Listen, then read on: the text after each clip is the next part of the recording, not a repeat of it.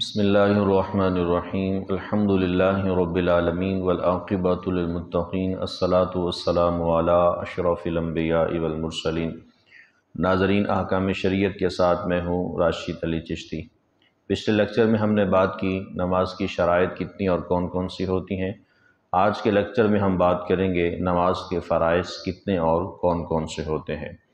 نماز کے فرائض 7 ہوتے ہیں۔ سب سے پہلا فرض ہے تکبیر تحریمہ۔ تکبیر تحریمہ اللہ اکبر کو کہا جاتا ہے۔ حضور نبی رحمت صلی اللہ علیہ وسلم کی ایک حدیث موجود ہے، التکبیر تحریمھا والتسلیم تحلیلھا۔ جو تکبیر تحریمہ ہے یہ حرام کرنے والی ہے اور جو سلام ہے یہ حلال کرنے والا ہے۔ اس سے یہ بات سمجھ آتی ہے کہ نماز سے قبل وہ چیزیں کہ جو آپ کے لیے حلال ہوتی ہیں، مثلا کھانا پینا ہے، چلنا پھرنا ہے، اٹھنا بیٹھنا ہے، گفتگو کرنا ہے، یہ ساری چیزیں آپ کے لیے حلال ہوتی ہیں۔ التکبیر تحریمھا، جیسے ہی آپ تکبیر تحریمہ کہہ دیتے ہیں تو یہ ساری چیزیں آپ کے لیے حرام ہو جاتی ہیں نماز کے اندر۔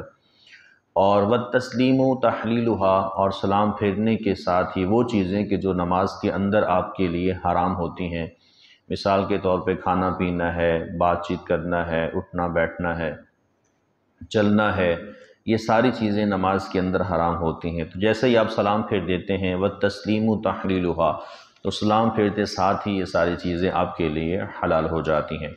تو تکبیر تحریمہ یہ اللہ اکبر کو کہا جاتا ہے۔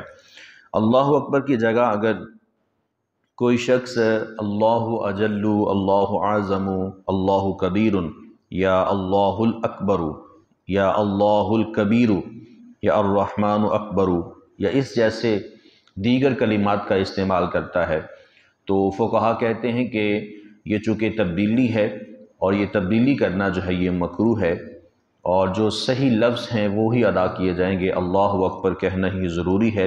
یہ تبدیلی جو ہے یہ مکروہ تحریمی میں آتی ہے۔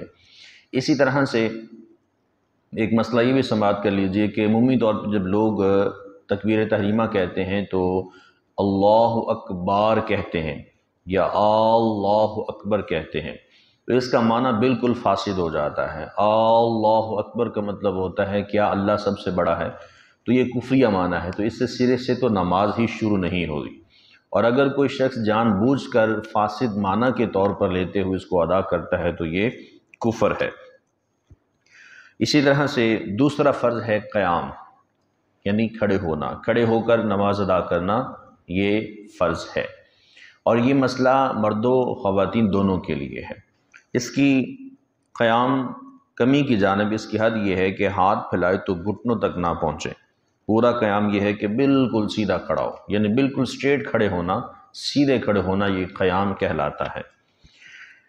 اسی طرح سے اگر کوئی شخص ہے، اگر وہ ایک پاؤں پہ کھڑے ہو کر وہ نماز ادا کرتا ہے اور دوسرے کو زمین سے اٹھا لیتا ہے تو فقہا نے اس عمل کو مکروہ تحریمی سے تعبیر کیا ہے، یہ عمل مکروہ تحریمی ہے۔ اور اگر کسی عذر کی وجہ سے وہ اپنے ایک پاؤں کو کھڑا کر لیتا ہے تو اس میں کوئی حرج نہیں ہے، شریعت اس کو نماز پڑھنے کی اجازت دیتی ہے۔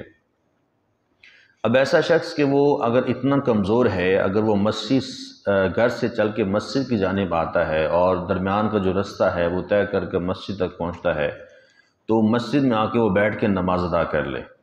اگر وہ گھر میں نماز ادا کرتا تو وہ گھر میں کر سکتا تھا، اب وہ جو گھر سے چل کے مسجد کی جانب آیا ہے تو اس دوران وہ تھک چکا ہے اور تھکنے کی وجہ سے وہ مسجد میں آ کر بیٹھ کر نماز ادا کر رہا ہے۔ اور اگر یہی وہ گھر میں نماز ادا کرتا تو کھڑے ہو کر نماز ادا کر سکتا تھا، تو شریعت مطہرہ کہتی ہے کہ ایسا کمزور آدمی جو گھر میں نماز ادا کر سکتا ہے اور کھڑا ہو کر نماز ادا کرنے پر وہ قدرت رکھتا ہے تو اس کو چاہیے کہ وہ مسجد کی بجائے اپنے ہی گھر میں کھڑے ہو کر نماز ادا کرے۔ اسی طرح سے بڑا ایک اہم ترین مسئلہ ہے، عمومی طور پہ دیکھا جاتا ہے لوگ گھروں سے مسجد تک آ جاتے ہیں اور چلنے کی سپیڈ بھی تیز ہوتی ہے، جیسے ہی مسجد میں آتے ہیں آ کر کرسی پر بیٹھ کر نماز ادا کرنا شروع کر دیتے ہیں، اور یوں ہی اگر کسی سے کوئی بات چیت کرنا ہو تو 2-3 گھنٹے بات چیت کرتے رہیں گے، کوئی تکلیف نہیں ہوگی، کوئی گھٹنوں میں درد نہیں ہوگا۔ جیسے ہی مسجد میں آئیں گے تو آ کر کرسی پر بیٹھ کر نماز ادا کرنا شروع کر دیں۔ میری ان احباب سے گزارش ہے کہ اس مسئلے کو بڑی بغور اور باریک بینی کے ساتھ سمجھیں کہ آپ کی ایسی نمازیں جو آپ نے بغیر کسی حاجت کے، بغیر کسی شرعی عذر کے آپ نے بیٹھ کر ادا کی ہیں، وہ آپ کی نمازیں نہیں ہوئی ہیں، ان نمازوں کا اعادہ کرنا ضروری ہے۔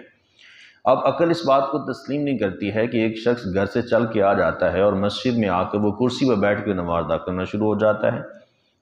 اگر وہ گھر سے چل کے مسجد تک آ سکتا ہے تو مسجد میں وہ کھڑے ہو کے نماز ادا کیوں نہیں کر سکتا؟ اگر ہم گھٹنوں کی بات کریں کہ گھٹنے اتنے ہی لاغر ہیں تو پھر گھر سے چل کے مسجد تک کیسے وہ آ گیا؟ تو اس میں ذریعہ بہت سمجھنے کی ضرورت ہے۔ ہمارے بہت سارے احباب، بالخصوص بزرگ احباب، وہ یوں ہی گھر سے چل کے مسجد تک آ جاتے ہیں اور سپیڈ بھی بہت تیز ہوتی ہے، لیکن جب مسجد میں آتے ہیں تو پھر بیٹھ کر نماز ادا کرنا شروع کر دیتے ہیں۔ ان کا یہ عمل انتہائی برا ہے، اور اس صورت میں ان کو توجہ کرنی چاہیے کہیں ان کی نمازیں ضائع نہ ہو رہی ہوں۔ اسی طرح سے ایک مسئلہ ہے خواتین کے لیے۔ خواتین جب نماز ادا کرتی ہیں تو پہلی رکعت جب وہ آغاز کرتی ہیں، اللہ اکبر کہہ کے اپنے ہاتھوں کو باندھ لیتی ہیں، تو اس کے بعد پہلی رکعت کا جب وہ رکوع کرتی ہیں اور سجدہ کرتی ہیں، اس کے بعد بقیہ ساری نماز وہ بیٹھ کر ادا کرتی ہیں۔ شاید وہ یہ سمجھتی ہیں کہ شریعت مطہرہ نے ہمیں اجازت دے رکھی ہے کہ ہم بیٹھ کر نماز ادا کر سکتی ہیں۔ ایسا بالکل بھی نہیں ہے۔ کھڑے ہو کر نماز ادا کرنا ہی عورت کے لیے فرض ہے۔ اگر وہ جان بوجھ کر بیٹھ کر نماز ادا کرتی ہے اور بغیر کسی شرعی عذر کے بیٹھ کے نماز ادا کرتی ہے تو اس عورت کی نماز نہیں ہوتی ہے۔ شریعت مطہرہ نے مرد اور عورت کی نماز میں فرق ضرور رکھا ہے، لیکن اس کا مطلب یہ نہیں ہے کہ اگر عورت وہ پہلی رکعت کا جو رکوع ہے اور قیام ہے وہ کھڑے ہو کر ادا کر لے، اس کے بعد بقیہ تمام ارکان وہ بیٹھ کر ادا کرے، یہ عورت کے اوپر یہ لازم نہیں ہے، بلکہ یہ بہت ہی کبیرہ گناہ ہے کہ جان بوجھ کر بالکل صحیح سلامت ہونے کے باوجود عورت اگر بیٹھ کر نماز ادا کرتی ہے تو اس کی نماز نہیں ہوتی ہے۔ تو اس میں مرد و خواتین کو توجہ کرنے کی ضرورت ہے کہ جو جان بوجھ کر بیٹھ کر نماز ادا کرتے ہیں اپنی نمازوں کو ضائع کر دینے کے مترادف ہے۔ اللہ عقل سلیم عطا فرمائے۔ تیسرا فرض ہے قرات۔ قرات اس چیز کا نام ہے کہ جب آپ نماز کے اندر قرآن مجید فرقان حمید کی تلاوت کر رہے ہوں تو آپ کے لفظ اتنے درست ہونے چاہیے، مخارج اتنے صاف ہونے چاہیے کہ آپ کو خود کو سمجھ آ سکے، اور اتنی آواز سے قرات ہونی چاہیے کہ آپ کے اپنے کان سن سکیں۔ اور اگر صرف منہ کے اندر قرات ہے اور آپ کے کانوں تک بھی آپ کی آواز نہیں پہنچ رہی ہے تو فقہا نے کہا ہے کہ اس سے نماز نہیں ہوتی ہے۔ اتنی آواز ہونی چاہیے کہ آپ کے اپنے کان اس سے سن سکیں۔ مطلقاً ایک آیت پڑھنا فرض کی 2 رکعتوں میں، اور وتر اور نوافل کی ہر رکعت میں امام اور منفرد پر قرات کرنا یہ فرض ہے۔ امام کی قرات مقتدی کی قرات ہوتی ہے، امام کے پیچھے قرات نہیں کی جاتی، چاہے وہ سری نماز ہو یا جہری نماز ہو۔ جہری نماز سے مراد مغرب، عشاء اور فجر، جن میں قرات بلند آواز سے کی جاتی ہے، اور سری نمازیں وہ 2 ہیں، ظہر اور عصر۔ جب بھی امام کے پیچھے نماز ادا کر رہے ہوں تو امام کے پیچھے نماز ادا کرنے کی صورت میں امام کے پیچھے قرات نہیں کی جاتی ہے، اس لیے کہ نبی آخر الزمان صلی اللہ علیہ وآلہ وسلم کی حدیث موجود ہے۔ آقا کریم علیہ السلام نے ارشاد فرمایا، قراءۃ الامام قراءۃ لہ، امام کی قرات مقتدی کی قرات ہے۔ تو امام کی قرات مقتدی کے لیے کافی ہے، تو اس لیے مقتدی کا پیچھے کھڑے ہو کر امام کی اقتداء میں قرات کرنا یہ درست نہیں ہے۔ اسی طرح سے چوتھا فرض ہے رکوع۔ رکوع اتنا جھکنا کہ ہاتھ بڑھائے تو گھٹنے کو پہنچ جائے، یہ رکوع کا ادنا درجہ ہے، اور پورا درجہ یہ ہے کہ پیٹھ سیدھی بچھا دے، یعنی بالکل کمر کا سیدھا ہونا یہ ضروری ہے۔ اس میں فقہا نے یہاں تک لکھا ہے کہ کمر اتنی سیدھی ہونی چاہیے کہ اگر کمر کے اوپر پانی کا ایک گلاس رکھا جائے تو وہ پانی کا گلاس نہ گرے، یا پیالہ رکھا جائے یا کوئی سا بھی برتن رکھا جائے، کمر اتنی سیدھی ہونی چاہیے کہ بالکل سٹریٹ ہو۔ اگر اس کے اوپر ایک برتن رکھا جائے، پانی کا پیالہ رکھا جائے یا گلاس رکھا جائے تو اس صورت میں وہ گلاس یا پیالہ وہ نہ گرے، تو اتنی کم از کم کمر کا سیدھا ہونا یہ ضروری ہے۔ پانچواں فرض ہے جی سجدہ۔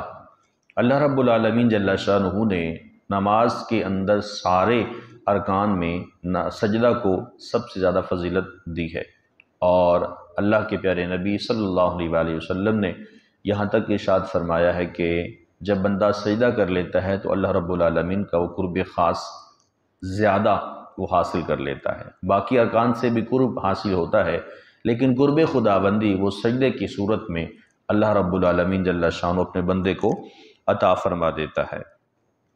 تو سجدہ یہ نماز کے اندر فرض ہے۔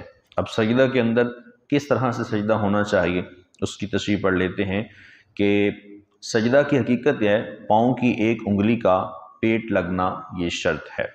اگر کسی نے اس طرح سجدہ کیا کہ دونوں پاؤں زمین سے اٹھے رہے تو نماز نہیں ہوگی، بلکہ اگر صرف انگلی کی نوک زمین سے لگی جب بھی نماز نہیں ہوگی۔ اس مسئلہ سے بہت سے لوگ غافل ہیں۔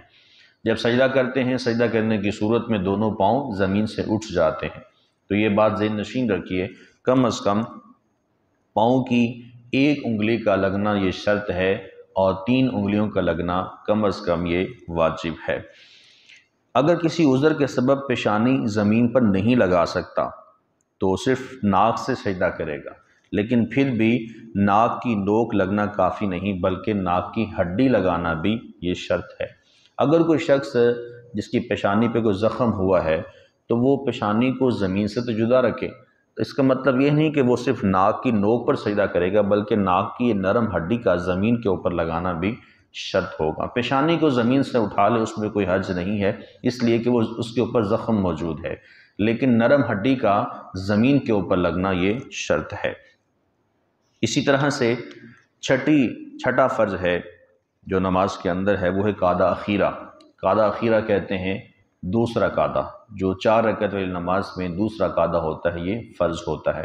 پہلا قعدہ واجب ہوتا ہے اور دوسرا قعدہ یہ فرض ہوتا ہے۔